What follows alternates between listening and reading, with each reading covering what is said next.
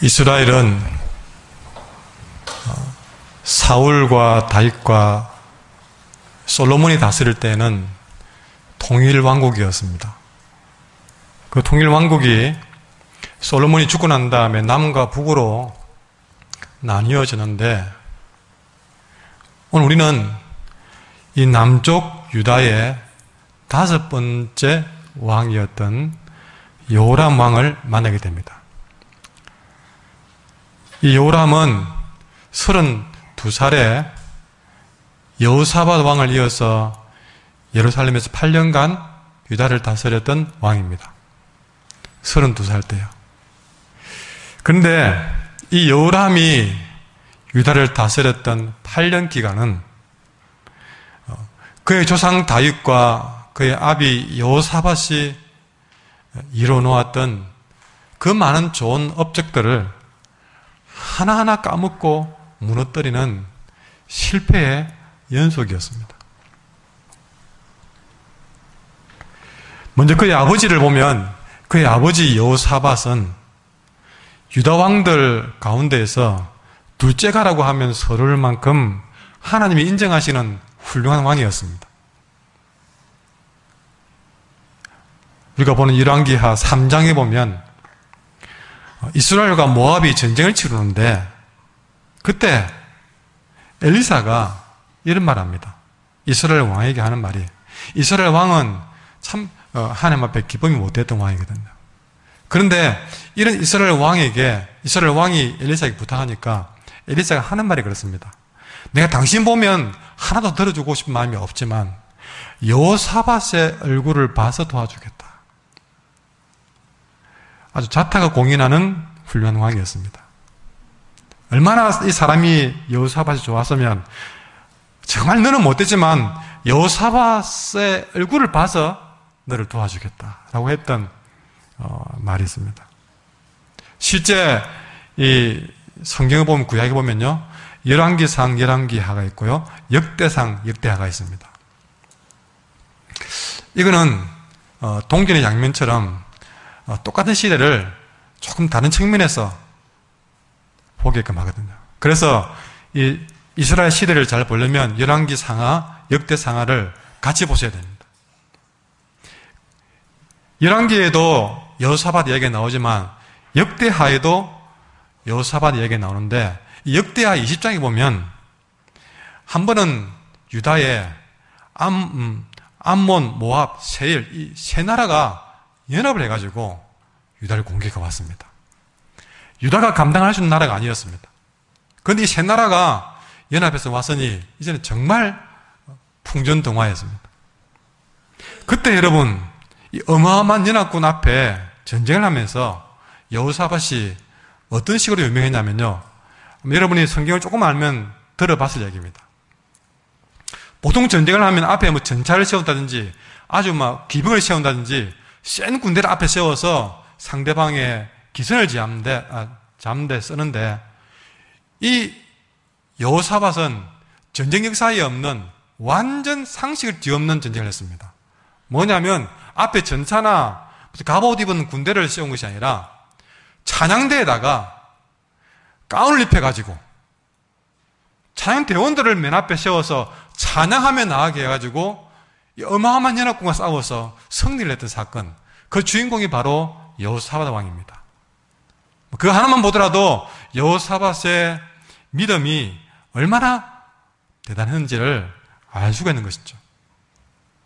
그런데 이런 여호사밧 왕이 떠나고 바로 그 아들 여호람이 왕이 되고 나니까, 아까 말했잖아요, 암몬, 모압, 세일 같이 어마어마한 군대도 유다의 찬양대 앞에서 무너졌는데, 이 여호람 시대에는 여호사밧이 떠나고 여호람이 왕이 되게 되니까 지금까지 유다와 이스라엘 앞에 꼼짝도 못하던 에돔이 유다를 배반하고 반란을 일으킨 겁니다.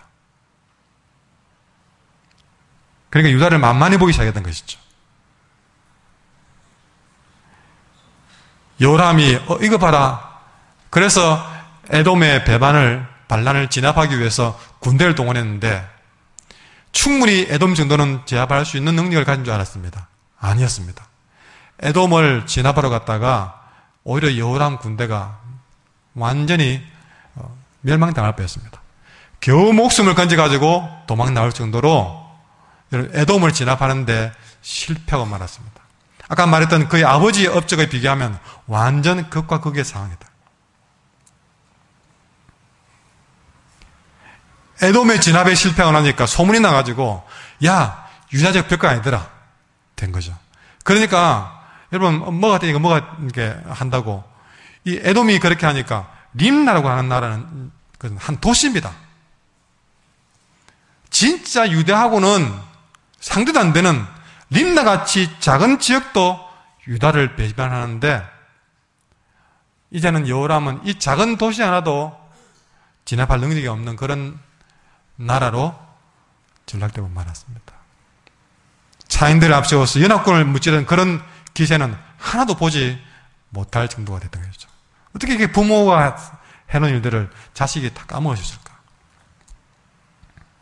그 여호람이 오늘 본문에는 8년 동안 통치하고 죽었더라 그러면서 여호람의 장례식에 관한 말씀이 오늘 본문에 기록되어 있는데 24절 같이 한번 들어가겠습니다. 24절 8장 24절 같이 읽겠습니다. 시작. 여호람이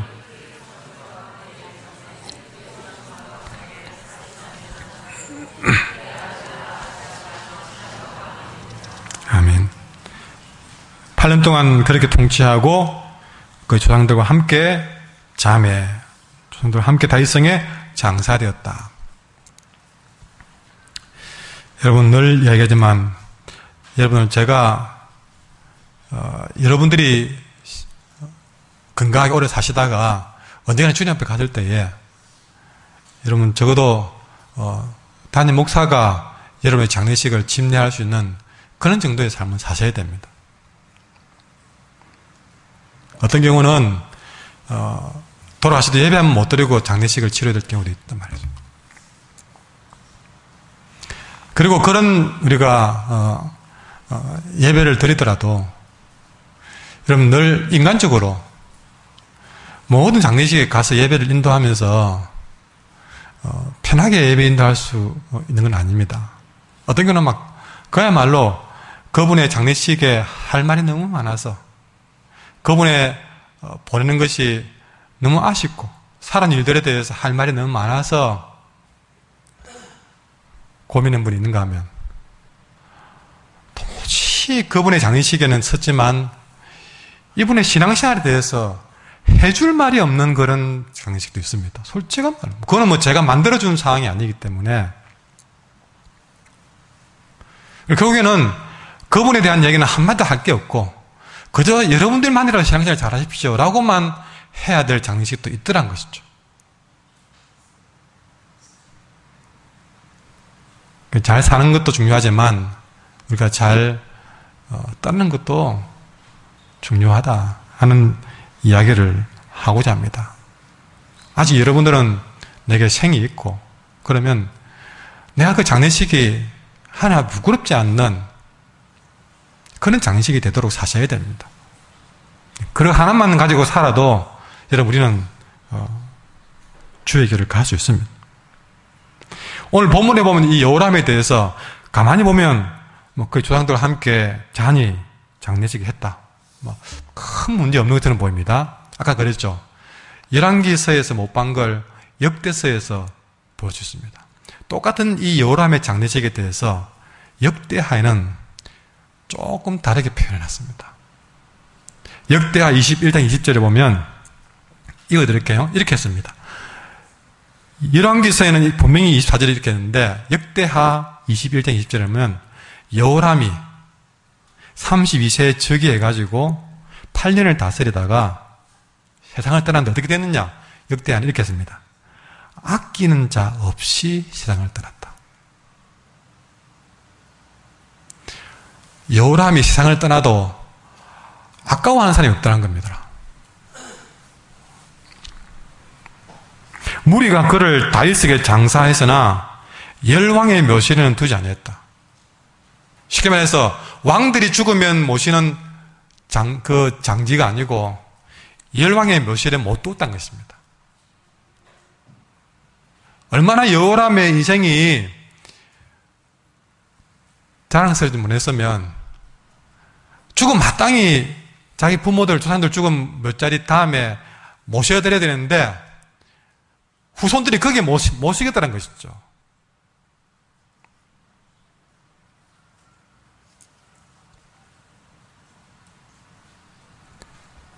어떻게 마지막 죽음의 장면이 이렇게 부끄러울 수 있을까?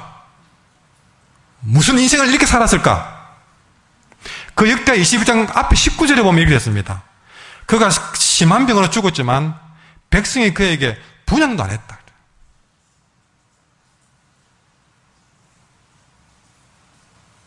세상에 아쉬운 자 하는 사람 없이 세상을 떠났다는 것이죠. 왕인데 정말 마음이 아픕니다. 여호사밧 그의 아버지 때만 하더라도 정말 잘 나가던 집안이었습니다. 그대로만 따라하면 자기도 잘 나가는, 그래서 열왕의 묘실에도 들어가고 그가 돌아가실 때 온 백성이 슬퍼하면서 남들처럼 그렇게 마감할 수 있는데 왜 이렇게 여호람은 그의 죽음마저도 백성들에게 부끄러움이 되었고 심지어 린나같이 그야말로 정말 상대도 안 되는 그런 존재 앞에도 무시당하는 그런 인생을, 그런 무능한 삶을 살았는가 궁금해지지 않을 수 없습니다. 다행히 오늘 본문에는 왜 그런 인생을 살았는지 이유를 말해주고 있습니다. 18절에 보시면 같이 읽을까요? 요람에 대해서 18절에 이렇게 합니다. 같이 읽겠습니다. 시작.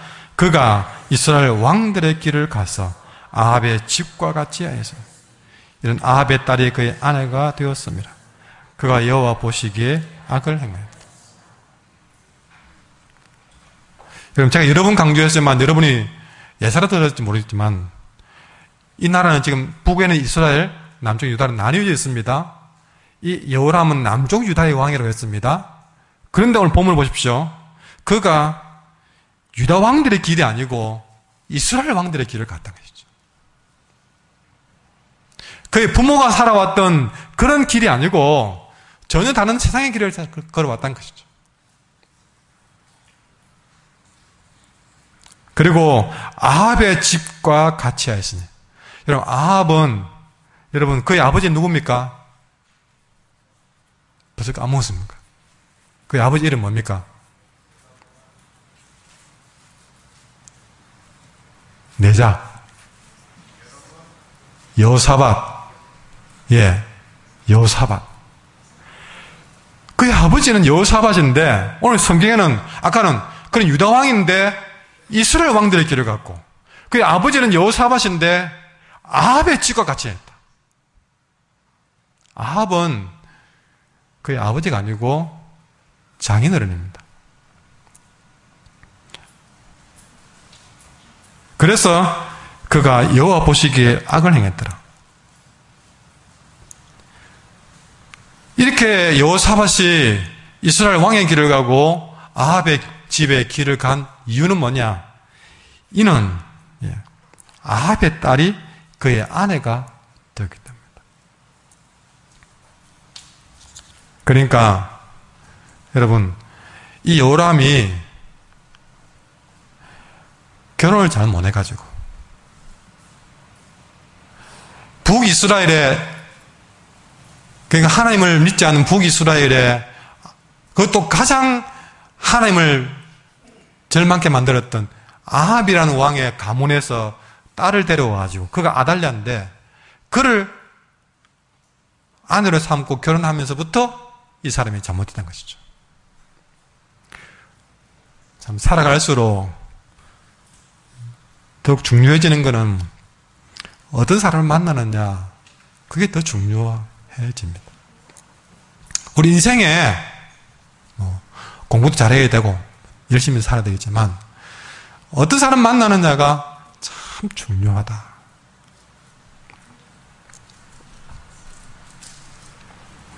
하나님을 경외함으로 정말 복된 믿음의 길을 갔던 잘 나가던 집안이 어느 날 이 여호람이 결혼하면서 하필이면 우상을 숨기던 하나님을 믿지 아니하고 오히려 하나님을 적극적으로 배반했던 바알 숭배의 전도자라고 말할 만큼의 엄청난 우상 숭배자였던 아합과 이세벨, 그의 딸 아달랴를 며느리로, 아내로 맞이하는 바로 그 순간부터, 이때부터 이 집안에 하나님을 떠난 이스라엘 왕들이 간 그 길로 가기 시작했고, 그때부터 하나님보다는 우상을 숨기는 일이 더 많아졌고, 여호와 보시기에 악한 일을 더 많이 하게 되었더라. 여러분, 사람은 자신도 모르게 영향을 주고 자신도 모르게 영향을 가장 많이 받는 존재입니다.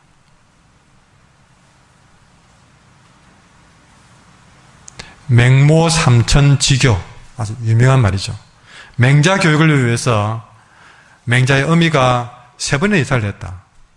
그건 뭡니까? 사람이 얼마나 주변 영향을 많이 받는지를 보여주는 말입니다.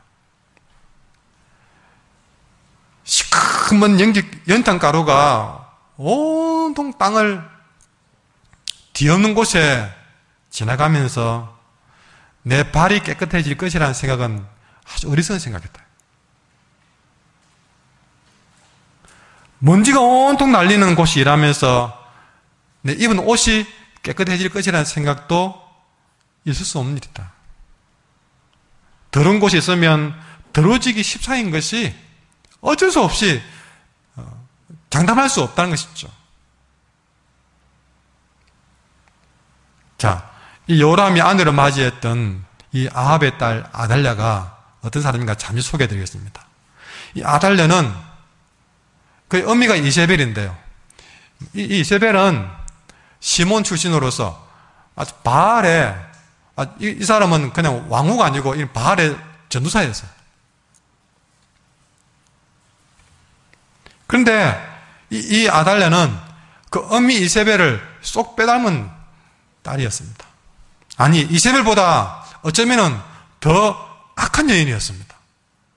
역사가 증가하는데, 자, 시집을 오자마자 이 아달랴는 시집의 전통을 따르지 않고, 거기서 아예 그의 남편도 바알 숭배자로, 그리고 남편이 다스리는 유다 땅을 바알 숭배지로 만들어버렸습니다. 그리고 그의 아들 아하시야, 물어보나 마나 태어날 때부터 그의 만약에 여호람이 다른 부인가 됐으면 모르지만 이 아달랴는 태어날 때부터 품속에서부터 그는 하나님이 아니라 바알의 영을 불어넣고, 결국에는 이 태어날 때부터 그의 아들 아하시야는 아합의 집의 길로 가게 키웠습니다. 성경은 역대하 22장 3절에 보면 아달랴가 그의 아들 아하시야를 어떻게 키웠는지 정확히 이렇게 기록해놨습니다.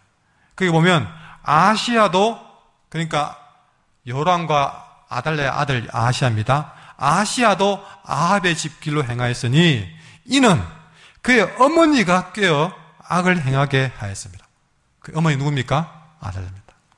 엄마가 이 아이를 키우면서 완전히 여호와 신앙은 근처도 모르게 만들고 바알 숭배자로 만들어 놓은 것이죠. 이게 끝나지 않았습니다.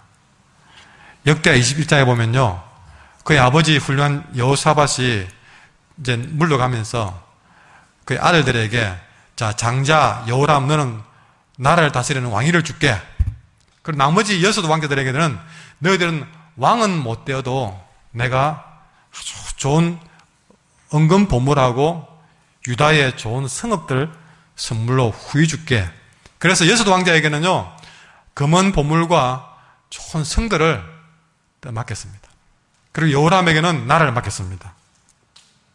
그러나 얼마 못 가서 이 여호람은 그의 형제 6명을 다 죽여버립니다. 그리고 모든 보물을 다 빼앗아버립니다. 아버지가 준 것 다 빼앗아버립니다. 여러분, 거기에 그의 부인 아달랴의 업무가 없다고 할 수 없는 것이죠. 아달랴의 악행은 여기서 끝나지 않았습니다. 그의 아들 아하시야를 그렇게 잘 키워놨는데 그냥 막 갑작스러운 사건으로 이 아하시야가 예후의 칼에 죽어버립니다.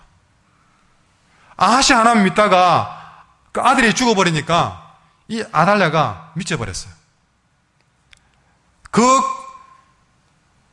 복잡한 감정을 어디다 풀었냐면, 이왕 이렇게 된 거 내가 유다에 있는 모든 왕족의 씨를 말려버리겠다 그러면서 갑자기 아달랴가 유다에 있는 왕족이라는 왕족 다 죽여버립니다. 여러분, 그때에 그 딸 중에 여호사브앗인데, 이 여호람의 딸 중에 여호사브앗이 아달랴가 미쳐가지고 막 왕족의 씨를 말릴 때에 급하게 어린 왕자 하나를 챙겨서 도망갔습니다. 그가 누구냐면 나중에 유다의 종교개혁을 주도했던 요아스라는 왕자예요. 만약에 이 딸이 요아스를 그렇게 빼돌려서 키우지 않았다면 완전히 다윗의 씨를 말려버릴 작정이었습니다. 아달랴가 그런 사람이었어요. 그래놓고 자기가 스스로 유다의 왕이 돼가지고 6년 동안 유다를 다스렸습니다. 자, 그 정도만 해도 아달랴가 어떤 사람인 줄 짐작되겠죠. 이 여호람이 아달랴를 아내로 맞이 않았더라면 이렇게까지 되지 않을 것이다. 그래서 서로 축복합시다. 옆 사람에게 좋은 사람 만납시다. 또 다른 사람에게도 좋은 사람 만납시다. 그 옆에서 지금 인사 못 자고요, 그러면. 지금 이 사람도 좋은 사람이고. 합리사 합시다. 내가 좋은 사람 됩시다. 예. 좋은 사람 만나려고 하지 말고 내가 좋은 사람 됩시다. 만나고 싶어 하는. 내를 만나고도 후회 안 할 좋은 사람 됩시다.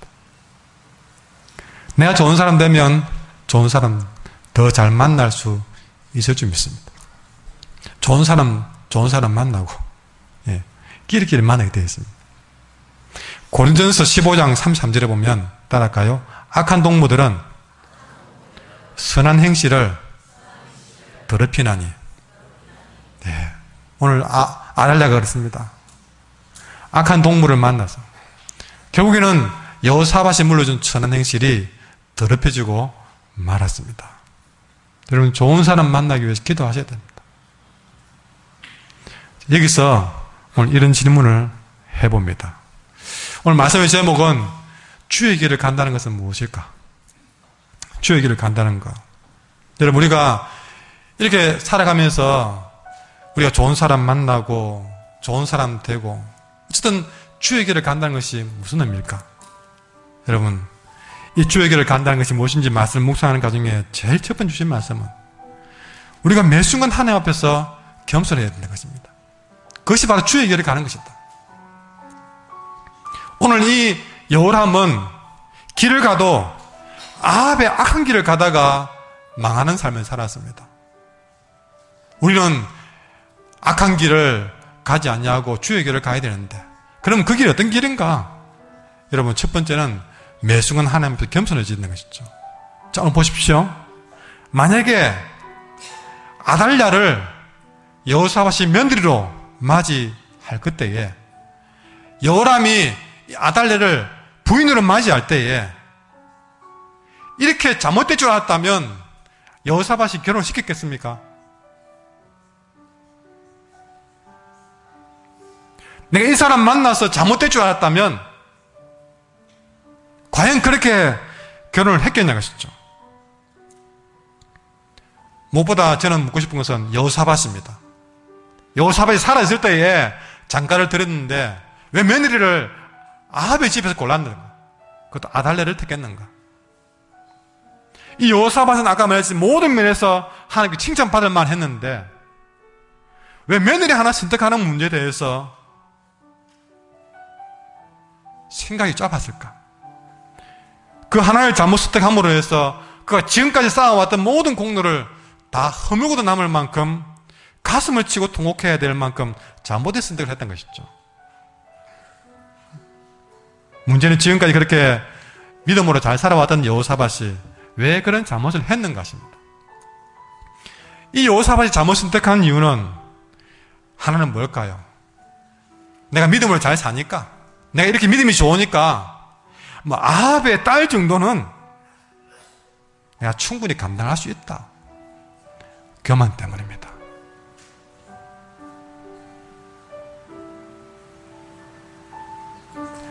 이렇게 믿음 좋은 집안에 지 하나 들어와가지고 뭐가 바뀌겠나?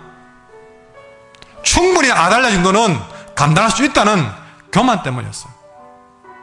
그리고 또 하나는 숨길 수 없는 죄가 뭐냐면 왜 하필이면 아합의 집안에 며느리를 택했냐는 것이죠. 여러분, 하나님은 아합 집안과 결탁 안 해도 충분히 은혜 주어서 나라를 지켜주지 않습니까? 그러나 거기에 만족하지 못하고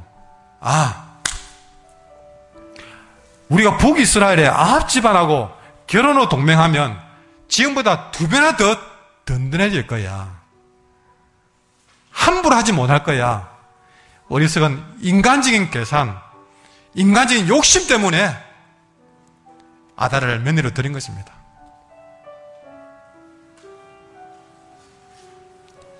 그 아이의 그 집안의 신앙은 문제가 되는데, 그러나 이 며느리를 들으면 좀 그 집안에 돈도 많고 집안도 좋고 이걸 못 버리는 겁니다.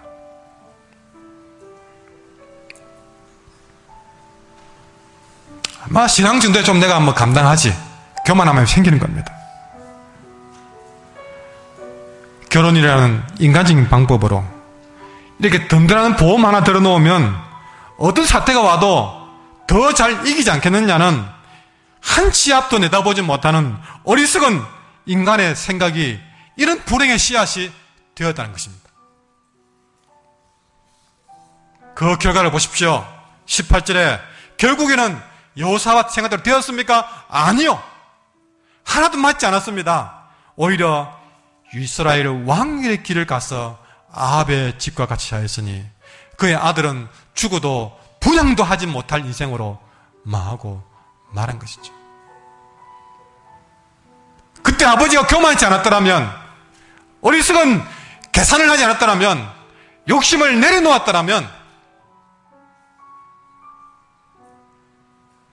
지금 나오고 있는 반주가 그분의 길을 간다는 그런 찬양입니다.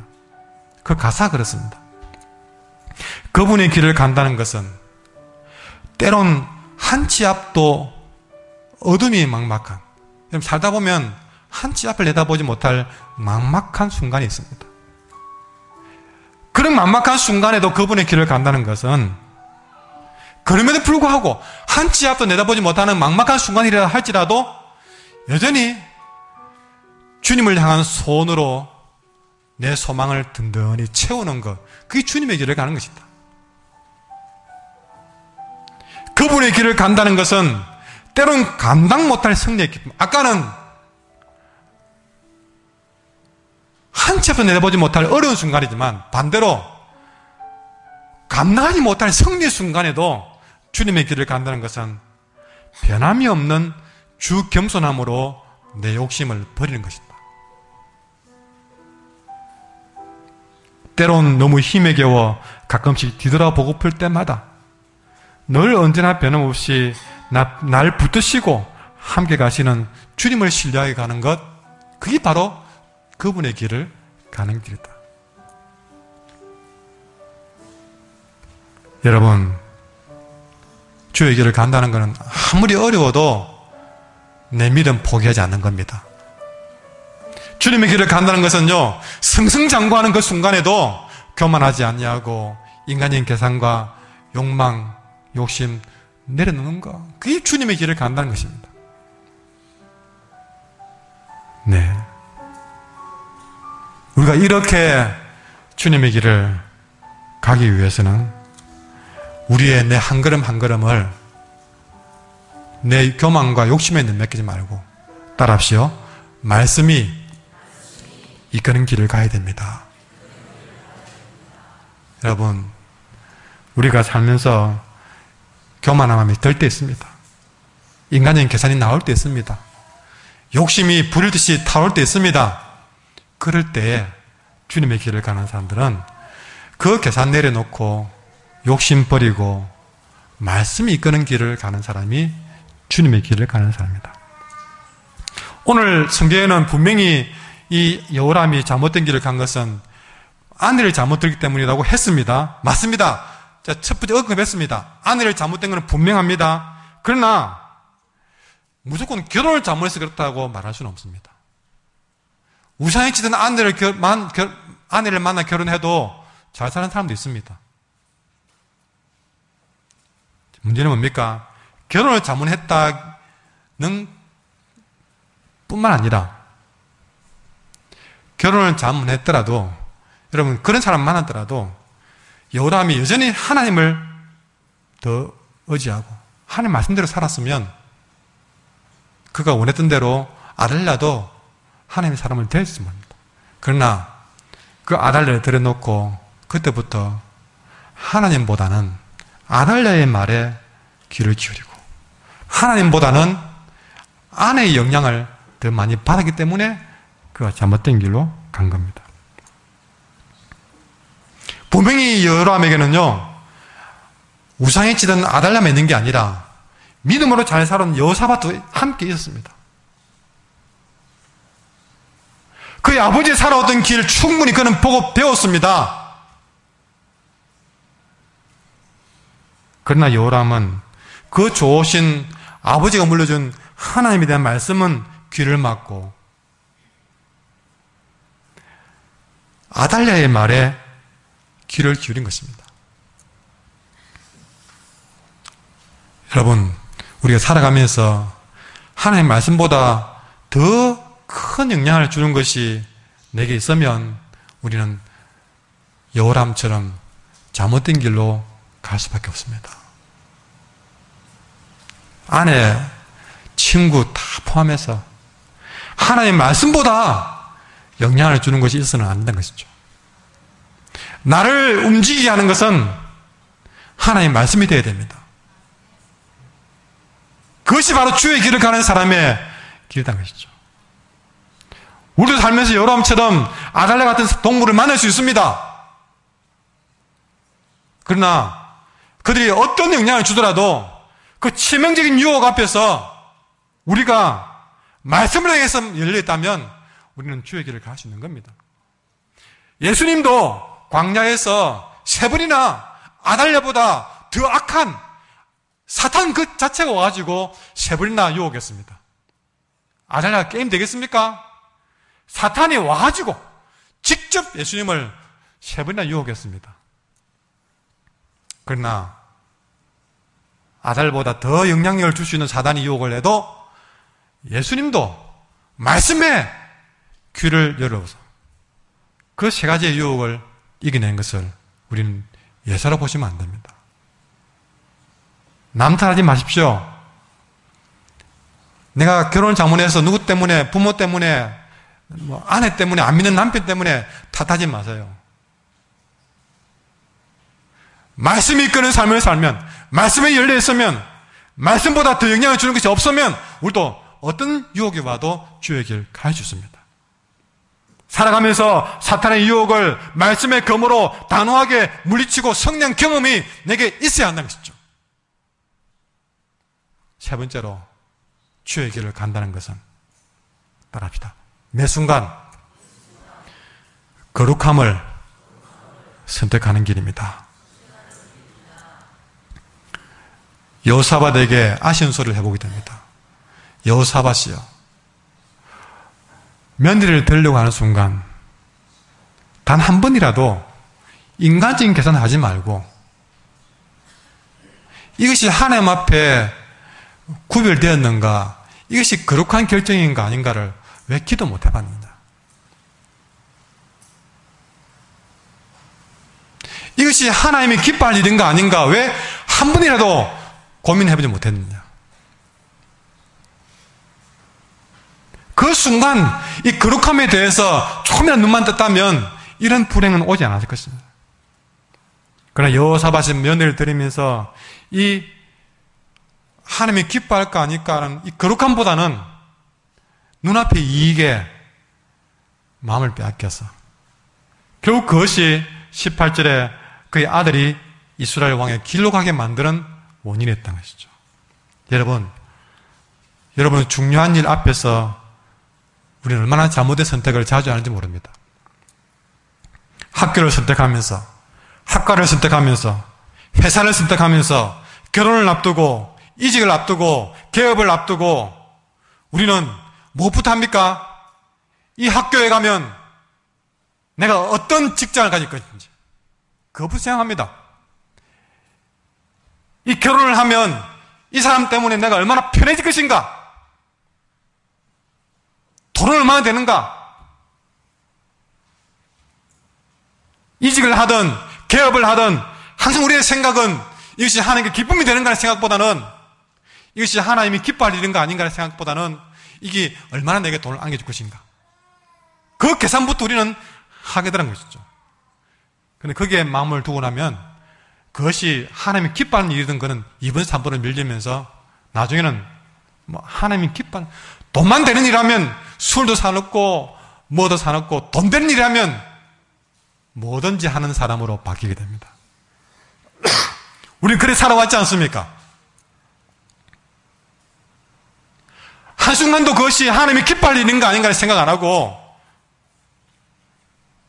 이 사람 만나면 내가 얼마나 행복해질 것인가 인간적인 계산부터 그저 믿음은 그 순간에 장식품에 불과하다는 것이죠.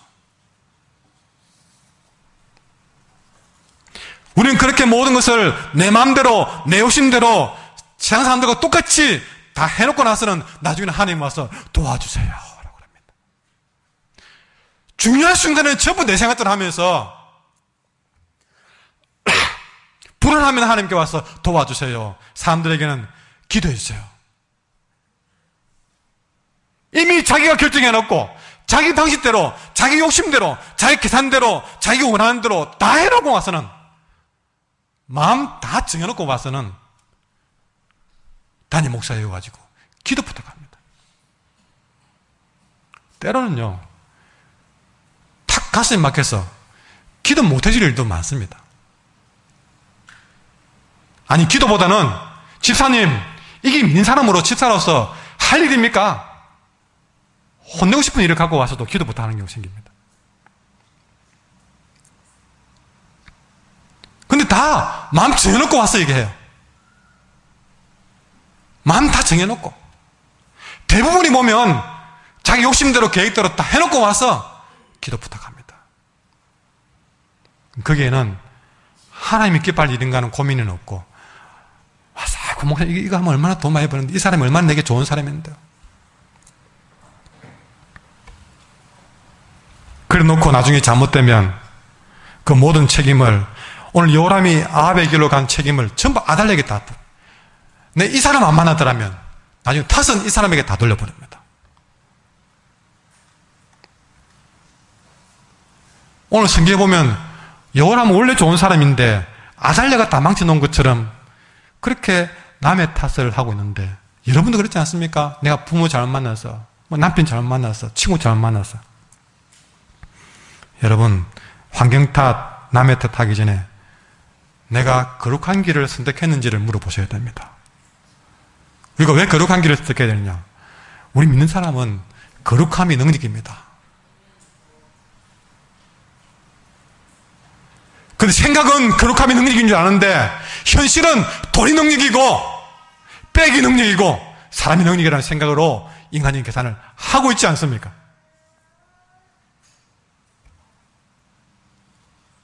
여러분 우리는 어떤 순간에도 하나님을 의식하면서 거룩한 길을 선택해야 주의 길을 가는 사람입니다. 거룩함, 그거는 구별된 걸 말합니다. 좀 세상과는 구별되는 선택, 세상 사람들과는 다른 선택, 내 육신의 소리와는 다른 선택, 그것이 주의 길을 가는 것이다. 요셉이 보디발 장군의 아내의 유혹을 받았습니다. 그가 만약 인간적인 계산을 했다면 그는 보디발 장군의 노예니까 이 보디발 장군의 아내에게만 잘 보이면 그는 아주 편한 생활을 할 수 있습니다. 인간적인 계산을 하면. 그러나 그는 인간적인 계산을 내려놓고 보디발 장군의 아내가 그를 유혹할 때에 창세기 39장 10절에 내가 어찌 이 큰 악을 행해서 하나님께 죄를 지으리까? 하나님을 거룩함을 선택했습니다. 그 때문에 그는 모함을 받아서 감옥에 갔지만 후회하지 않았습니다. 우리 같았으면 내가 이 사람한테 마음에 들어서 편안한 길로 갔을 가능성이 충분한데 요셉은 거룩한 길을 선택했습니다. 다니엘과 세 친구는 눈앞에 왕의 진미가 펼쳐져 있음에도 불구하고 다니엘 1장 8절에 뜻을 정해서 마음을 정해서 자기를 더럽히지 아니하기로 정했던 것이죠. 그리고 다니엘의 세 친구도 느부갓네살 왕의 위협 앞에서 다니엘 3장 18절에 나를 살려두지 아니하실지라도 우리가 왕의 신들을 숨기지 않겠다. 거룩함을 선택했습니다. 자, 이렇게 거룩함을 선택한 자들이 어떻습니까? 요셉은 하나님이 애굽의 총리가 되게 하셨습니다. 다니엘은 몇 대를 거쳐서 포로 지역에서 최고의 총리가 되었습니다. 다니엘의 세 친구도 풀무불에서 구원을 받고 모든 존경받는 사람으로 쓰임받았습니다. 주의 길을 가는 것은 거룩함을 선택하는 길이고 그 주의 길을 가는 것이 이 거룩함이 우리에게는 참 능력이라는 사실을 보여주고 있는 것입니다. 그걸 인간적인 계산 때문에, 교만 때문에, 욕심 때문에 우리는 다 빼앗기고 살아가고 있던 것이죠. 우리가 말씀이 끄는 대로 순간마다 거룩함을 선택하며 나아갈 때에 그 사람의 길은 살아도 복음이 되고 죽어도 복음이 되는 삶이 되는 것입니다. 오늘 여로함은 죽어 복음이 아니라 부끄러운 인생이 되었습니다. 살아도 부끄러웠고 죽어도 부끄러웠습니다. 우리 신앙의 선배들은 로마서 14장 7절에 보면 그들은 다짐했습니다. 하나님, 내가 살아도 내 자신을 위해 살거나 죽고 싶진 않습니다. 내가 인생을 살면서 한동안의 이름을 가지고 살면서 내 이름 하나 때문에 그렇게 살다가 죽고 싶진 않습니다. 그래서 뭐라 했는지 아십니까? 로마서 14장 8절 따라하세요. 살아도 주를 위해 살고 죽어도 주를 위해 죽겠습니다. 여러분, 이 신앙의 선배들은 살아도 주를 위해 살고 싶습니다. 죽어도 주를 위해 살고 싶습니다. 이것이 바로 주의 길을 가는 것인데 그게 어떤 삶이었습니까? 말씀이 욕심이 아니라 교만이 아니라 인간적인 계산이 아니라 말씀이 이끄는 대로 정말 거룩함이 선택되는 그런 삶을 살 때에 그 삶이 살아도 복음이 되고 죽어도 주를 위해 죽는 인생이 되는 것이죠. 여러분, 우리가 한 사람 인생을 살면서 여호람처럼 사람들이 내 죽음 앞에서 혀를 끄덕 차면서 나는 저리 사고 싶지 않아. 생각만 해도 등골에 식은땀이 납니다.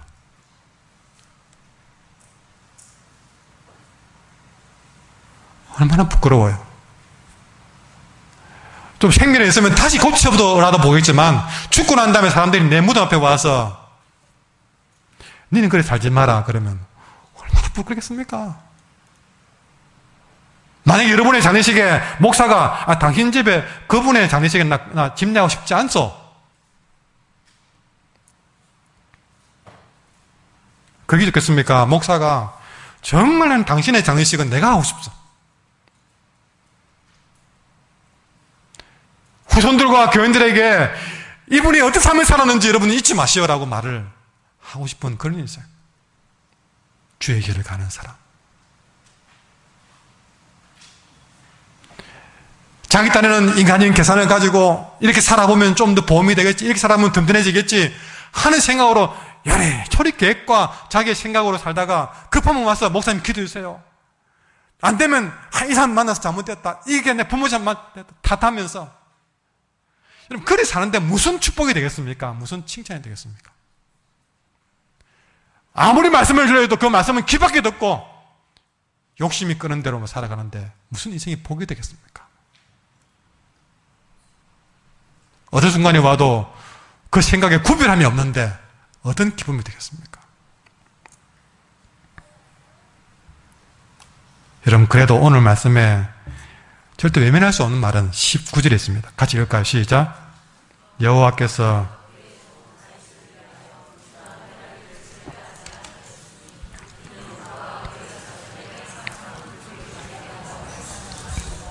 아멘.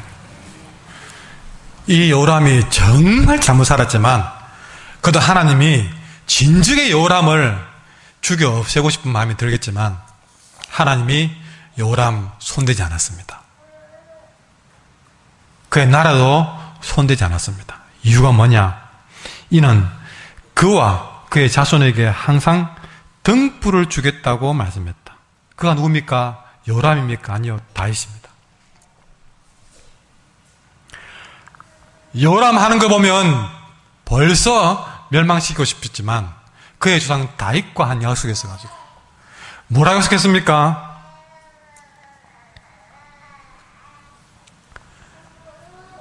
다윗의 자손들이 범죄할 때 징계는 하겠지만 그 왕자리나 왕국을 빼앗지는 않겠다고 약속했습니다.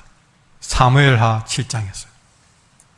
그리고 오늘 본문에 있듯이 내가 그 자손에게 항상 등불을 주겠다고 약속했습니다. 여러분, 요람은 그렇게 잘못 살았지만 그의 부모에게 그래도 은혜를 받았습니다. 우리가 은혜를 입는 것은 내가 잘해서가 아니라 예수님의 은혜입니다. 하나님의 약속 때문입니다. 우리가 왜 이렇게 불순종해도 그때그때 지킬 심판을 받지 않은가? 우리가 심판받지 않아도 될 만큼 잘 살았으니까? 아니요. 우리 여론보다 더 잘못 살았을 수 있습니다. 그러나 그 누군가의 기도의 등불이 있었고 그 누군가의 약속이 있었고 그 등불이 나를 지켜주고 있기 때문에 그렇습니다. 그래서 우리는 기도해야 됩니다. 왜? 그 누군가가 잘못 살아도 그의 등불이 되기 위해서 기도해야 됩니다. 그럼 우리 모두가 다 잊지 말아야 될 등불은 예수님의 십자가 등불입니다.